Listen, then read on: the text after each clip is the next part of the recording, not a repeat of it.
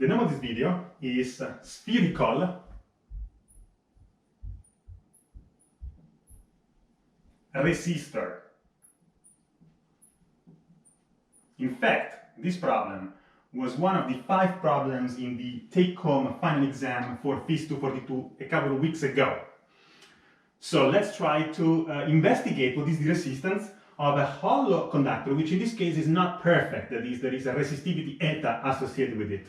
So this is our hollow sphere made of a non-perfect conducting material.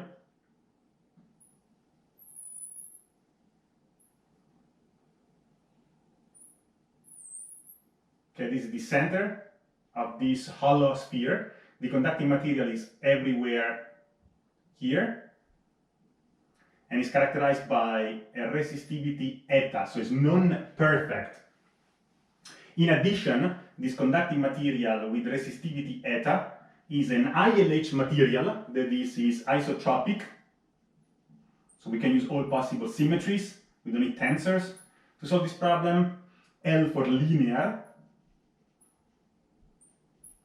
which means all the properties do not depend on the, for example, the amplitude of the electrostatic field E, and is homogeneous, ILH,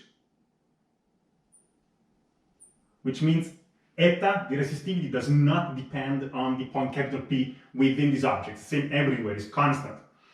In addition, is also an ohmic conductor, that is, we can use Ohm's law in local and in integral form as well. These are the key characteristics here. Geometric features of this object. So this quantity here is the inner radius, capital R1. Here it is a vacuum. This is the outer radius, capital R2. And outside there is vacuum. As always, let us choose a spherical coordinate system with origin in the center of this hollow structure. This is R. And this is the origin, so UR, as always, points in this direction, the unit vector, radial unit vector. So in this case, what I want to do, I want to compute the resistance of this object. So in order to do so, first of all, I want to connect this object with an EMF, an electromotive force, which I remind you as the units of a potential. Remember all the definitions in 242. And so the inner surface and the outer surface of this object, I couple them by means of without resistance, so shortcuts if you want, very low resistance wires. I connect these surfaces respectively to an EMF where the positive side is here, so this will be the positive side, the inner surface is positive, and the outer surface is negative. Okay, negative, negative, positive, positive. This is my Emf Electromotive Force, which typically we call E, okay, which is the units of volts, okay?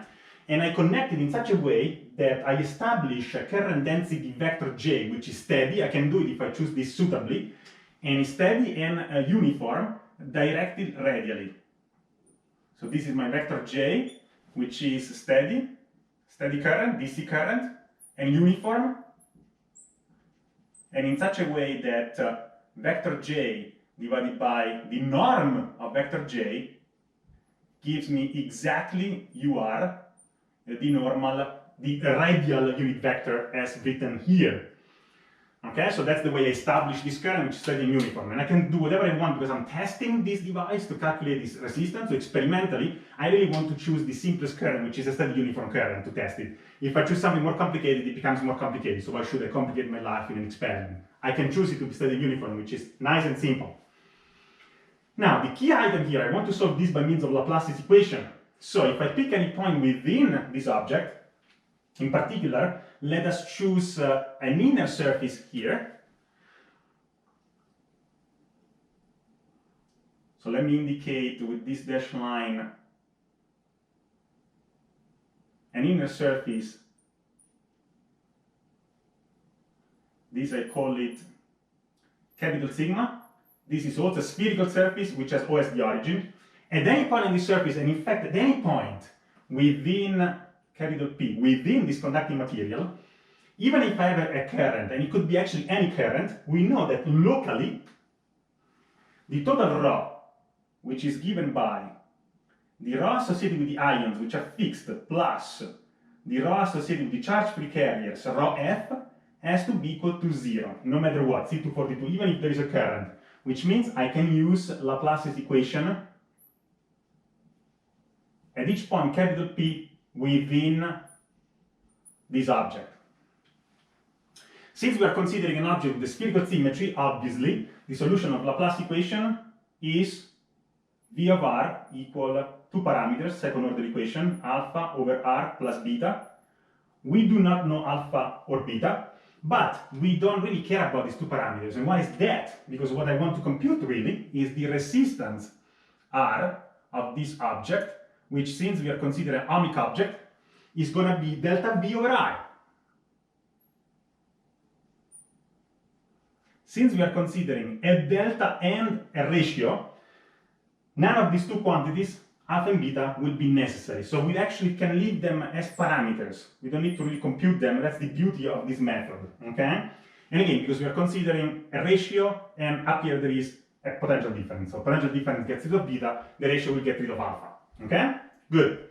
So let me actually specify this here. The difference gets rid of beta, and the ratio gets rid of alpha, as we shall see in a few minutes. So now, we want to compute delta V, which as always is the positive V minus the negative V. So the positive V is that associated with capital R1 plus here, and so it's going to be alpha that multiplies 1 over R1 minus alpha that multiplies 1 over R2, and the plus beta from this V plus cancels out with the minus beta from minus B minus, as expected from here. This quantity, 1 over R1 minus 1 over R2, is positive, which again is reassuring because we want to find a positive resistance. So you need to be careful always when you define your system here, so that you want to get a positive R. All right, so now we know that. Now we want to find I. So how do we find I? Well, we already know that J over J norm is UR. Okay, that's nice. We know that we elect to choose a steady current, which is in my hands because I'm doing the experiment. And so the condition here is that if I compute the flux through this surface capital sigma, note that I don't put a closed surface. It is a closed surface because it's a circle, but it's closed but not closed. There were questions in Piazza about this. Let me tell you more about it in a minute. So the flux of for steady currents from the continuity equation of J dot NDA has to be equal to a constant. What is the constant? The current intensity I. Now this is closed, but not closed. What does it mean? If I were to consider a surface where I had, for example, another surface here, which goes around like this, and I consider the flux through both these surfaces, then that would be effectively a fully closed surface. In the spherical case, if I only consider one of the two, even though it's a closed surface, in terms of steady currents, it's still an open surface. That's why explicitly I don't write this circle here. Okay, that's the subtlety of this. Now, this quantity obviously can be simplified quite a bit now, because J has the same direction of UR, and N has the direction of UR. So UR dot UR is 1, and dA, of course, is on a sphere, and so we end up having, as always, the integral from 0 to pi of d in the theta sine theta, integral from 0 to 2 pi d bar phi, and now we need to have J. But what is J? Well, J, because we are using an ohmic, we are considering an ohmic conductor, has to be equal to E over eta. Ohm's law in local form. So now J I can substitute with E over eta. What about E? Well, we know that now J and E have the same direction, which is UR. That dot UR, of course, is 1. So we are interested in the norm of E, which is the norm of the gradient of V of R. And so this is nothing but, if I look at my equation here, it would be minus alpha over R squared, but it's the norm, so it's alpha over R squared. Okay? So, of alpha divided by R squared, there is one part missing of the dA, which is R squared. So these two R squared cancel out, and this quantity simply gives us 4 pi alpha, which has to be equal to I. So now we can substitute it back here, and eventually we find that capital R is equal to V divided by I, so it's alpha that multiplies R1 times R2, and here I have R2 minus R1, positive quantity because R2 is larger than R1, so that's nice. And this quantity I need to divide it by I, which means 1 over 4 pi alpha. Beautifully, alpha, as expected from the ratio, cancels out, and so we are left with the final result, which is, and of course I forgot to put the eta, because it's E over eta, so this one is divided by eta, and so here I need to have, I'm dividing by eta here, so I must have an eta in the numerator right here, because I'm using Ohm's law, of course. So the final result is eta divided by 4 pi R2 minus R1, positive quantity, divided by R1, R2. It does have some similarities with the capacitance, however, the units in this case is capital omega, which is ohm, or if you want, ohm spelled in this fashion. These are the SI units for the resistance. Okay, so it's eta divided by 4 pi R2 minus R1 over R1 times R2. Okay, and the units you can confirm that they are ohms. Okay, so to summarize this video, in the previous video you've seen the spherical capacitor, which is one, capacitance is one of the three fundamental circuit elements. The second is resistance, which we are considering here. So for analogy, I also consider spherical resistor, and also because it was the solution of one of the take-home assignment, the take-home final exams in 242, so I wanted to solve with you. And so we consider study uniform current, that's the key, and isotropic linear homogeneous anomic materials. So now we know that the Laplace equation within the object can be used even if there is a current. This is the result in the symmetric case of spherical symmetry.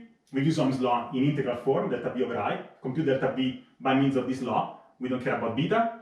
The ratio will get rid of alpha as well. Then we use the continuity equation, if you want, the solenoidal property of J for steady current, which I choose to be steady, which is I. Here you need to be careful, because while I'm doing it for a closed surface, actually it's not really closed in terms of steady current, okay? Because this is a spherical symmetry, everything will end up being closed, but closed would be to calculate the flux through a double surface, like this surface and another surface outside. What would be the result of that? So what would be the result if I were to compute it on an actual closed surface? That would be 0, because it's the solenoidal property of J. This is the solenoidal property on an open surface, even though it's closed. So that's, I know it's a little bit tricky, but that's the way it is for spherical symmetries. By doing so, we calculate E as the norm of gradient of V, so we get rid of any minus sign here. Remember to divide by E eta, which is Ohm's law, and this gives us the final result, which is a resistance in ohms. Similar to the capacitance, but of course the prefactors are different, but the functional dependence is the same. That's it.